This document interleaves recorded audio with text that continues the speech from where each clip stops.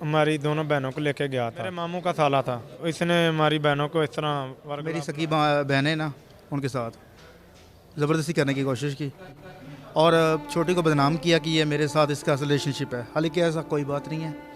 और एक मामू हो के इस तरह की बात तो समझ में नहीं आती सर। अस्सलाम वालेकुम नाज़रीन, आज हम एक और केस पर बात कर रहे हैं जिसमें अपने ही भाई और बहन को जो है वो कत्ल किया गया है। बहनोई को जो है वो कत्ल किया गया है। अरैया पिंड था जो कि रायवंड में, वहाँ पर ये कत्ल की वारदात पेश आई है। डबल मर्डर के इस मामले में मुलजिम भी हमारे साथ मौजूद हैं और यहाँ पे तफ्तीशी भी हमारे साथ मौजूद हैं। मुलजमान से पहले पूछेंगे कि ये वाक़या क्यों पेश आया, क्यों ये नौबत आई कि अपने ही करीबी रिश्तेदारों को कत्ल किया। आप ये बताएं कि आपने अपने इतने करीबी रिश्तेदारों को क्यों कत्ल किया, वजह क्या बनी? सर, जब मेरे घर से मेरे दोनों को 2015 से हमारी दोनों बहनों को लेके गया था, तो इसका मिंतला भी हमने बहुत किया था, दे दे वापस, बहुत पीछे इसके भागे भी इसने ना किया। कुछ दिन पा के 1-2 महीने पा के साइड पर रहा तो उसने मेरी बड़ी बहन की शादी कर दी। यह आपका रिश्ते में लगता क्या था? मेरे मामू का साला था जी। मेरे वालिद साहब से भी इसकी माड़ी मोटी सलाम दुआ थी, तो घर आते जाते भी थे। तो इसने हमारी बहनों को इस तरह वर्गला बुलाया, जो भी किया, मेरी दोनों बहनों को ले गया। कितनी कितनी उम्र थी? एक की उस टाइम एक की थी 16 साल थी, एक की 13-14 साल थी। ये 2015 का वाक़या। ठीक है। तो इसने आपकी कौन सी बहन से खुद शादी की थी? सबसे सारे छोटी थे। कितने अरसे पहले शादी की थी और ये कितने अरसे बाद तुम्हारे हाथ आए? ये मेरे अरसे के बाद आए ने 2015 का निकले हुए। एक दफ़ा पुलिस को भी मैंने पकड़ाया था, तो फिर भी ये छूट गया। तो उसके बाद फिर मैंने कोई एक्शन नहीं किया। मैं करता, शादी नहीं हुई थी। फिर भी मैंने कोशिश यही की थी भी छोटी बहन को वापस दे दे। अच्छा, जब ये जेल में गया तब आपकी छोटी बहन को वापस नहीं हुई थी? नहीं, जेल नहीं गए थे। जब पकड़ा गया पुलिस के हाथ तब भी? पुलिस के हाथ में पढ़ाया था GA बगे चौकी में। उस वक्त भी वापसी नहीं हुई थी आपकी बहन की? जी नहीं। अच्छा, तो फिर उसके बाद आपने अगवा का मुकदमा दर्ज कराया था, इसके खिलाफ क्या करवाया था? मुकदमा अगवा का भी दर्ज कराया था, फिर चूंग थाने में भी करवाया था, फिर अदालत में भी, सेशन कोर्ट में भी मैंने अपील की थी वकील से साथ बात करके। तो हम हुसैन जज था, पर कोई सुनाई नहीं हुई थी मेरी। बहुत टक्करें मारी। मेरा वडेरा माँ प्यो था, माँ भी वडेरी थी, बुढ़ा बाप भी वडेरा था। आते जाते थे पर कोई सुनाई नहीं हुई। इस गांव के साथ मेरा वालिद साहब 4.5 साल बीमार रहा, फिर मेरा वालिद साहब दुनिया से रुखसत हो गया। तो मेरी वालदा भी इस गांव की वजह से मंजी में आज भी पड़ी है। अभी कितने अरसे पहले वो आपके हाथ लगे थे जब आपने कत्ल किया? ये जुमे के दिन की बात है। ठीक है। कैसे पता चला, कहाँ पे हैं, किसी ने बताया था या देखा खुद था? नहीं, भाई के भी साथ ये बड़े पुप्पो का मामू का बेटा है। इसके मामू की बेटियां जो है ना, उनके साथ भी उसने ज़बरदस्ती करने की कोशिश की है। अपनी सगी भांजियों के साथ, तो मेरी सगी बहनें ना, उनके साथ ज़बरदस्ती करने की कोशिश की और छोटी को बदनाम किया कि ये मेरे साथ इसका रिलेशनशिप है। हालांकि ऐसा कोई बात नहीं है। और एक मामू हो के इस तरह की बात तो समझ में नहीं आती सर। ये सारी इंसानियत के लिए शर्मनाक बात है। एक सगा मामू हो के इस तरह की बातें करें। और इसके अलावा वो बड़ी बहन के साथ ज़बरदस्ती करने की कोशिश की उसने इनकार किया। उसको धक्का मार के तो ये फरार हो गया, भाग गया। मैंने कई दिन से इसका पीछा किया।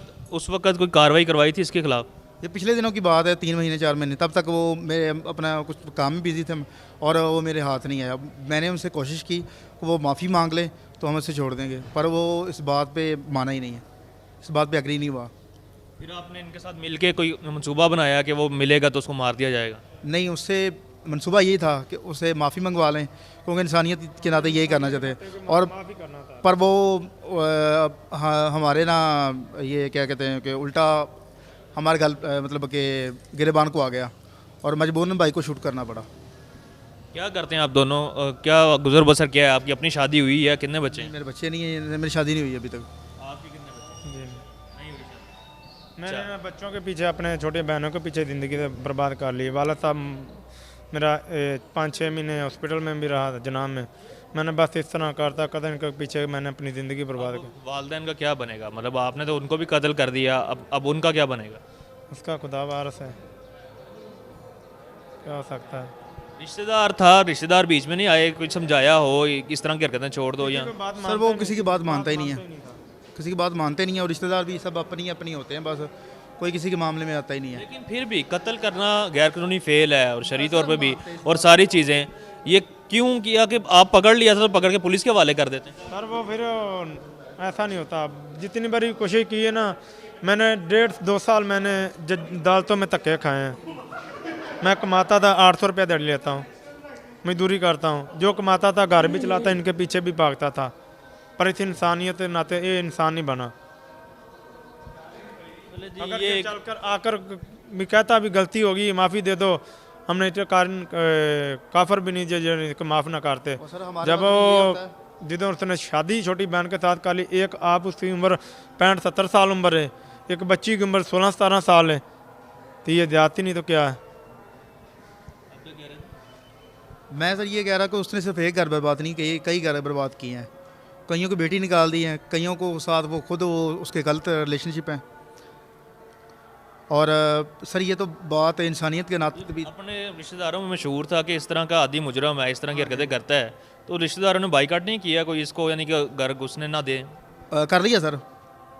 जब ये लेकर गया था तो कुछ रिश्तेदारों के घर भी गया था, उन्होंने इसको ना बाइकाट कर दिया। उसके बाद अलावा ये हमारे घर में कोई रिश्तेदार नहीं आता था, बहुत कम जो रिश्तेदार करीबी हो ना वो आ जाते थे, बहुत कम, बहुत ही कम। और बाकी जो रिश्तेदार थे वो हमारे घर नहीं आते थे। बिल्कुल, ये एक सूरत हाल है कि अपने ही रिश्तेदार जो हैं वो उनसे ख़वातीन महफूज नहीं है, और फिर ये इंतहाई कदम उठाया जाता है। लेकिन उसके बावजूद मैं यही कहूँगा कि ये कत्ल करना जो है वो एक बहुत बड़ा संगीन जुर्म है। इससे बेहतर ये होता है कि कानून नाफिज करने वाले इदारों से हर सूरत मदद ली जाए और अपने बड़ों से मदद ली जाए, ताकि हत्तल इम्कान कोशिश की जाए कि मामले को जो है वो कानून के रास्ते पर डाला जाए, ना कि खुद कानून हाथ में लिया जाए, जिससे मज़ीद कई ज़िंदगियाँ मुश्किल में आ जाएंगी, जैसे इनके घर वाले मुश्किल में आ जाएंगे। कत्ल के बाद फौरी तौर पे एक वारदात जो है वो 4 से 5-6 घंटों में ट्रेस हो गई। पुलिस काम भी हमारे साथ मौजूद हैं जो तफ्तीश में शामिल थे, उनसे पूछते हैं कैसे ये क्लू मिला सर, और कैसे आपने इतनी देरी से इनको ट्रेस किया? औज़ुबिल्लाहिमिनश्शैतानिर्रजीम, बिस्मिल्लाहिर्रहमानिर्रहीम। ये जब 15 की कॉल मसूल हुई कत्ल होने के बाद कि एक मैन और वो मैंने उनको वो खेतों में लाशें पड़ी हुई हैं, तो it was a totally blind murder और कोई चीज़ नहीं थी इनके, कोई क्विक रिस्पांस किया, कॉल पे पहुंचे तो कैमरा जात की मदद से इनका मोटरसाइकिल का नंबर ट्रेस हुआ, इनके मोबाइल नंबर, उनकी लोकेशंस, और 6 से 8 घंटे में पेशा वराना सलाहियतों को बरूए कार लाते हुए हमने इनको धर लिया। बिल्कुल, इस तरह एक कॉल जो मसूल हुई और फिर जो इनका रवायती तफ्तीशी एक निज़ाम है, जो एक सिस्टम है जिसके तहत तफ्तीश शुरू की जाती है, वो शुरू की गई और उसमें फौरी तौर पे जो है वो इनको एक मेजर ब्रेक थ्रू हुआ और उन्होंने जल्दी से जल्द इसको गिरफ़्तार कर लिया।